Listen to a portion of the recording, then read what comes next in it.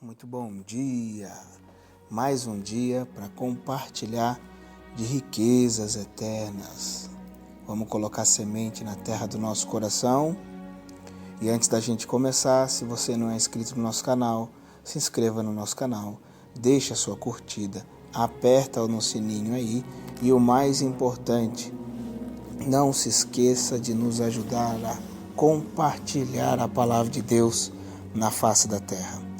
E antes da gente iniciar aqui, não repare esse som de avião, porque eu moro numa cidade onde tem muitos aviões aqui. Então, o pessoal está em treinamento aqui, então eu preciso falar com esse sonzinho mesmo, tá bom? Vamos lá, capítulo 30 do livro de Provérbios. Chegamos no 30. Vamos lá. Versículo 5. A palavra de Deus é comprovadamente pura. Ele é um escudo para quem nele confia totalmente. Olha que coisa tremenda. A palavra de Deus é comprovadamente pura. Ele é um escudo para quem nele confia totalmente. Antes de mais nada, creia na palavra de Deus. Confie na palavra de Deus. Olha o que o Senhor está nos ensinando aqui. Quem escreveu esse capítulo de Provérbios foi um sábio chamado Agur. Esse sábio ele escreveu inspirado por Deus, profeticamente, inspirado pelo Espírito de Deus. E ele fala algumas coisas aqui fantásticas. E uma delas é essa. A palavra de Deus é comprovadamente pura. Ele é escudo para quem nele confia. Confie no Senhor. Confie no Senhor. E eu te garanto que nada acontecerá com você e as coisas vão fluir na sua vida, no espírito, na alma e no corpo. Vamos lá. Versículo 6. Ele dizia: não acrescentes nada às suas palavras, as palavras de Deus. Jamais declare algo que Deus não disse, para que ele não te contradiga e passes por mentiroso. Já viu aquela pessoa que tudo é Deus me falou isso, Deus me falou aquilo, Deus me falou aquilo? Cuidado, tenha sabedoria. Deus ele fala conosco por meio do seu Espírito constantemente. Mas o que ele estava querendo dizer? Não fica falando as coisas sem saber, sem ter discernimento. Se você não tem discernimento que é Deus, não fale, para que amanhã você não seja envergonhado. Tá bom? Aí você fala que é Deus, aí não acontece. Aí não é Deus, e aí? Aí você fica lá com cara de bobão. Vamos lá, versículo 15. A sanguessuga tem 2 filhas, me dá e me dá. Há 3 grandes demandas que jamais estão completamente satisfeitas. 4 que nunca declaram é o bastante. Mas eu queria que você atentasse para o início. A sanguessuga tem 2 filhas, me dá e me dá. Já viu aquela pessoa que fica perto de você e só fica pedindo as coisas? Você não me dá isso, você não me dá aquilo, tudo, só quer saber de pedir. Olha o coração que você tem um coração de um sanguessuga. Você não pode ser assim, tá bom? Observe o seu caminho. Se você ler o livro de Provérbios, tem tudo aqui para você, tudo. Fala sobre casamento, fala sobre você ter empreendimento, fala sobre a parte espiritual, fala sobre tudo aqui.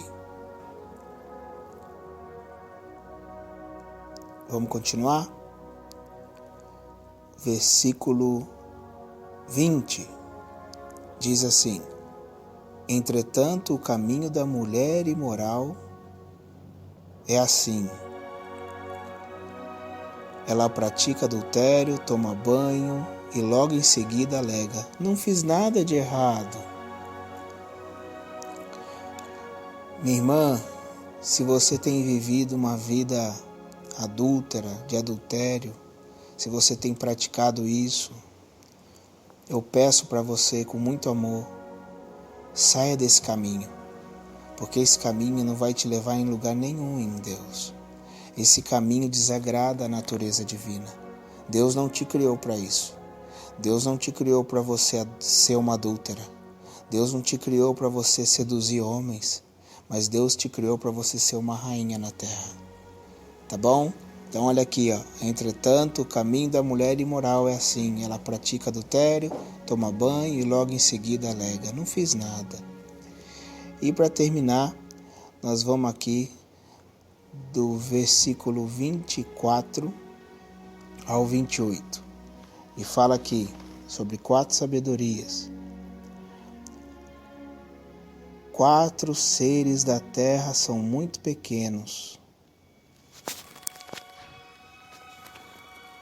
e contudo admiravelmente sábios. As formigas, criaturas de pouca força, entretanto conseguem armazenar todo o alimento que necessita no verão. Os coelhos, animais sem nenhum poder, contudo habitam nas alturas dos penhascos. Os gafanhotos, que não têm rei, mas ainda assim conseguem trabalhar unidos e avançam em fileiras em direção a um objetivo. E a lagartixa, que qualquer pessoa pode pegar com a mão, contudo habita também nos palácios dos grandes monarcas. O que nós aprendemos com esses 4 serizinhos da terra? As formigas, os coelhos, os gafanhotos e a lagartixa. Qual é a sabedoria que nós aprendemos com esses 4 seres? Primeiro, as formigas. Olha lá, as formigas, criaturas de pouca força, entretanto, conseguem armazenar todo tipo de alimento que necessita no verão. O que as formigas são? Elas não têm força, mas elas têm uma coisa chamada disciplina, elas são disciplinadas. Então, todo ano, elas armazenam todo o alimento no verão. E quando vem o momento do frio, quando vem o momento que não tem colheita, elas têm abundância, porque elas são disciplinadas. Então eu vejo a disciplina nas formigas. E os coelhos, animais sem nenhum poder, ou seja, não tem força nenhuma, são frágeis. Contudo, habitam nas alturas dos penhascos. O que eu vejo aqui? O que o Senhor quer nos mostrar? Inteligência, eles são inteligentes. Porque o coelho é uma presa fácil. Mas como ele habita em lugares altos, em penhascos, então dificulta ele ser uma presa fácil, né? Isso traz uma certa dificuldade. O que é isso? São animais inteligentes, né? Eu vejo essa sabedoria do Senhor. Os gafanhotos não têm rei, mas ainda assim conseguem trabalhar unidos e avançam em fileiras. O que a gente vê aqui? Em uma direção a um objetivo. Aqui a gente vê unidade. Unidade, eu costumo dizer, por corpo de Cristo na terra. Hoje os homens de Deus, que Deus levantou, que hoje Deus colocou para ser um irmão mais velho, infelizmente no corpo de Cristo na face da terra existe muita vaidade. E os homens, por Deus ter levantado eles como irmãos mais velhos, eles acham que eles são reis no sentido de mandar nas pessoas. E não é assim. Não é assim. Olha que tremenda a sabedoria dos gafanhotos. Eles não têm rei. Ele fala aqui, ó, os gafanhotos não têm rei, mas ainda assim conseguem trabalhar unidos. Então o corpo de Cristo é assim. Quem que é o nosso rei? Cristo Jesus, mas entre nós não tem rei. Nós somos irmãos apenas. Mas a virtude dos gafanhotos é que eles sabem andar unidos, eles andam em bando. Essa é a força deles. E essa é a força da igreja que tem que ser também.